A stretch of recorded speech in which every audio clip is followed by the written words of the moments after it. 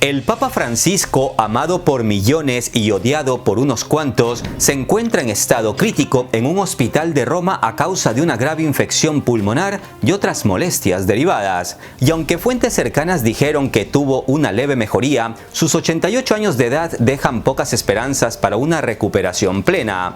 En cierta prensa naranja que roza lo amarillo, llegó a decirse que el Papa estaba planteándose la renuncia debido a sus faltas de fuerzas, pero desde el Vaticano desmintieron esa información, lo que indica que el mayor líder de la Iglesia Católica está dispuesto a cumplir con el llamado de Dios hasta el último suspiro.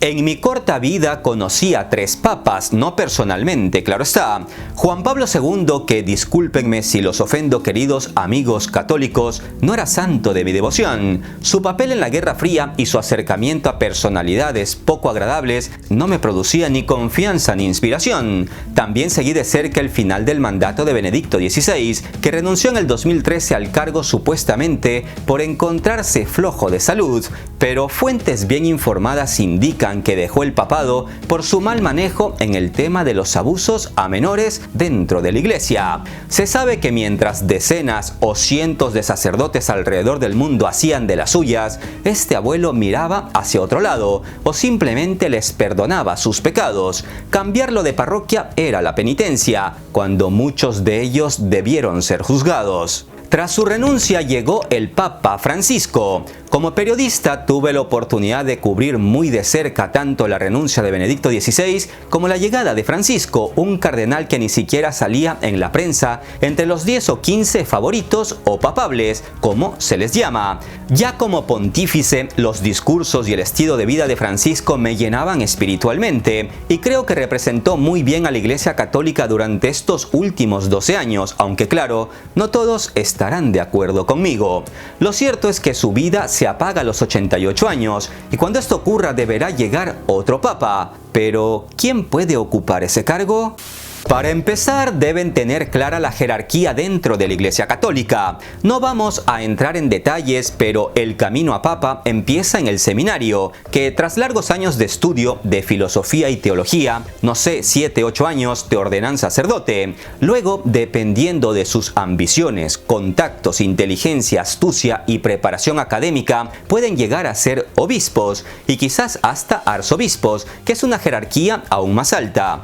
Para no alargarles el cuento, luego están los cardenales. Se calcula que en el mundo hay más de 400.000 sacerdotes católicos, pero cardenales apenas 120, y son precisamente los cardenales, y solo ellos, los que eligen democráticamente en unas votaciones al Papa, donde precisamente todos ellos son candidatos. Cuando el sumo pontífice muere o renuncia, que es muy raro pero pasa, como fue el caso en el 2013 con Benedicto XVI, todos los cardenales del mundo llegan a Roma para elegir al nuevo papa en un proceso que se conoce como cónclave. En teoría, todo este rito debería estar rodeado de pureza, integridad, santidad y perfección, pero más de 100 abuelos que están entre los máximos representantes de Dios en la tierra se ven tentados por el poder, y en los pasillos del Vaticano empieza una lucha silenciosa de ambición, codicia, envidia y rencor.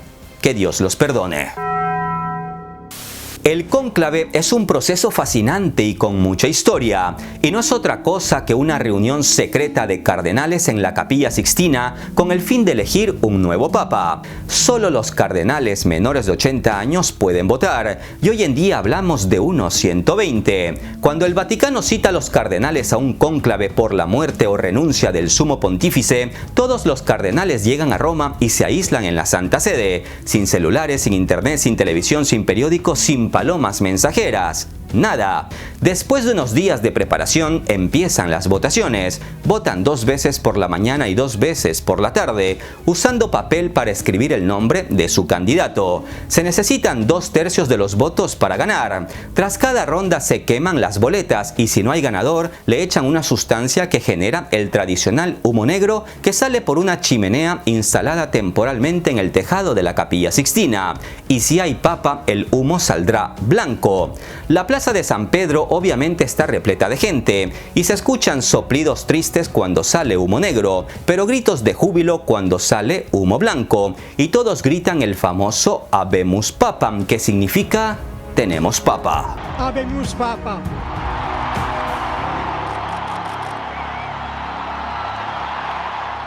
Mientras en la plaza de San Pedro todos los presentes se abrazan, lloran, rezan y gritan felices, las cámaras de la prensa se apresuran a apuntar hacia el balcón vaticano. El elegido de aceptar el cargo porque puede decir que no y se vota por otro, elige su nombre papal, lo visten con sus nuevos hábitos y se anuncia oficialmente en el balcón el Habemus Papam, tras lo cual el nuevo pontífice sale al balcón y ofrece su primer discurso ante el apoyo de una gran multitud.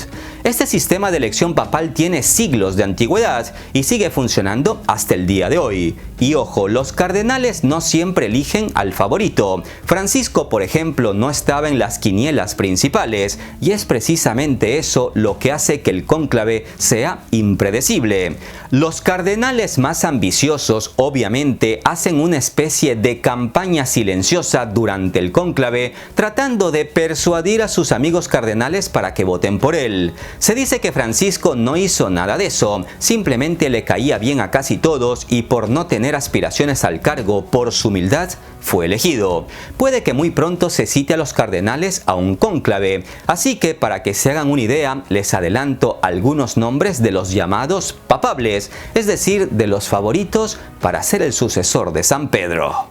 El cardenal Luis Antonio Tagle de Filipinas, con 67 años, es un clon de Francisco, humilde y cercano a los pobres. El cardenal italiano Pietro, secretario de Estado del Vaticano desde el 2013, es un negociador experto, que los moderados ven como estabilizador y otros temen que frene reformas. El cardenal Fridolin Ambongo del Congo, la estrella africana con 64 años, combate la corrupción y defiende a los marginados. Su elección mostraría el futuro de la Iglesia en el sur global. El cardenal Mark Ouellet de Canadá, de 80 años, es el favorito de los tradicionalistas, de los que esperan la restauración de las costumbres y tradiciones de la Iglesia Católica. Pero su pasado tiene un gran pero. Enfrenta acusaciones de encubrir abusos, y esto al final podría hundirlo, aunque nada en su contra se le ha demostrado. Sea quien sea elegido, si es que el Papa Francisco renuncia o ocurre lo peor debido a su grave enfermedad pulmonar, lo cierto es que el próximo Papa heredará una iglesia en crisis. ¿Por qué? Bueno, hay que otra vez poner la mirada en el Papa Benedicto XVI, cuando este decidió renunciar en el 2013. Los motivos de su renuncia oficialmente se debieron a su avanzada edad, pues en el 2013 tenía ya 85 años, a lo que se sumaron explicaciones de mala salud, insomnio, falta de fuerzas de mente y de cuerpo y otras cositas de este tipo. Pero en el fondo, y no solo es mi criterio, su renuncia se debió a que no supo sobrellevar los escándalos lujuriosos y de corrupción, a lo que se sumó el famoso escándalo apodado Batileaks, que fue cuando su mayordomo filtró miles de documentos secretos sobre el mal funcionamiento del Vaticano, una casa supuestamente santa que está plagada de pecados que muchos ni podían imaginar. El Papa Francisco, tras ser elegido, tenía la tarea de poner orden en los temas de abusos y corrupción y de darle un lavado de cara a la Iglesia Católica, pero la podredumbre era y es tan profunda que Francisco poco o nada pudo hacer. Para entender ese legado debemos conocer más de cerca a Francisco, cuyo nombre de nacimiento es Jorge Mario Bergoglio. Atentos porque el video ya se acaba y hay algunos datitos de verdadero impacto.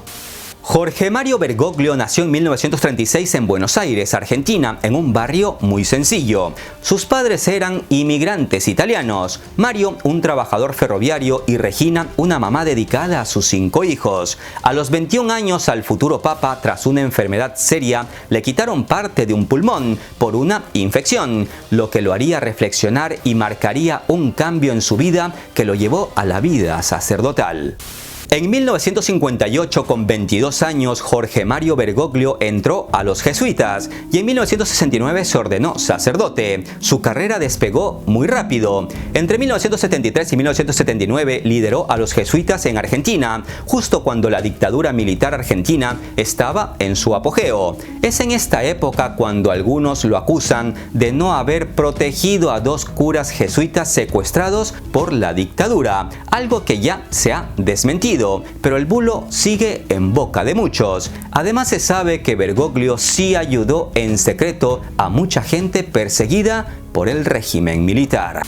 En 1998 Bergoglio se convirtió en arzobispo de Buenos Aires y para el 2001 ya era cardenal. Se sabe que como arzobispo en Buenos Aires usaba el transporte público y él mismo cocinaba y se lavaba su ropa. Esa humildad fue la que lo llevó al Vaticano. El 13 de marzo del 2013, tras la renuncia de Benedicto XVI, lo eligieron papa en el cónclave y eligió el nombre Francisco por San Francisco de Asís, el santo de los humildes.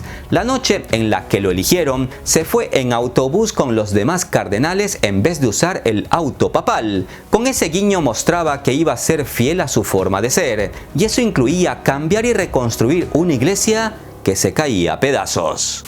Me gustaría resaltar que Francisco, en vez de usar los famosos zapatos rojos papales, él siguió usando sus zapatitos humildes negros de siempre. Tampoco quiso usar la cruz papal de oro y escogió una más sencilla de plata, y no quiso mudarse al lujoso Palacio Apostólico y prefirió quedarse en la Casa Santa Marta, una residencia más modesta dentro del Vaticano. Ahí comía con otros curas, recibía visitas y llevaba una vida más relajada. En resumen, el poder no corrompió a Francisco.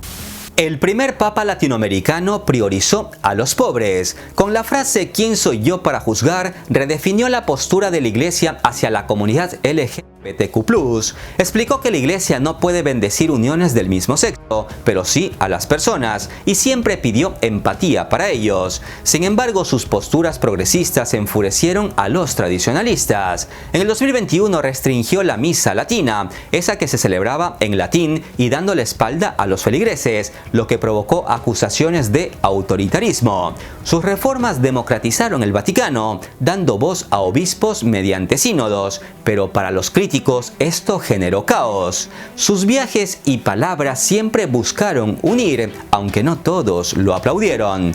No hay pruebas sólidas contra él de ningún tipo y por eso el Vaticano lo defiende. Su postura social también genera controversias. Los conservadores lo ven blando, los progresistas lo ven tibio. Además, ha chocado con la curia romana por querer reformar su burocracia y limpiar la corrupción en las finanzas del Vaticano. Y es que el Vaticano, y no solo en el Vaticano, sino en toda la Iglesia Católica, por más que a algunos les sorprenda, hay mucha corrupción y muchos trapos sucios que por más que se airean los más altos cargos, los intentan ocultar. Esperemos que el Papa Francisco se recupere y tenga una vejez más tranquila, sin sufrimientos, y que el próximo Papa que venga tenga un pasado noble, limpio, sin escándalos, ni de corrupción ni de otra índole. Espero sus comentarios sobre lo que piensan de los pecados vaticanos. Hay muchas películas sobre el tema que ustedes, queridos amigos, pueden recomendar en los comentarios, como El crimen del Padre Amaro,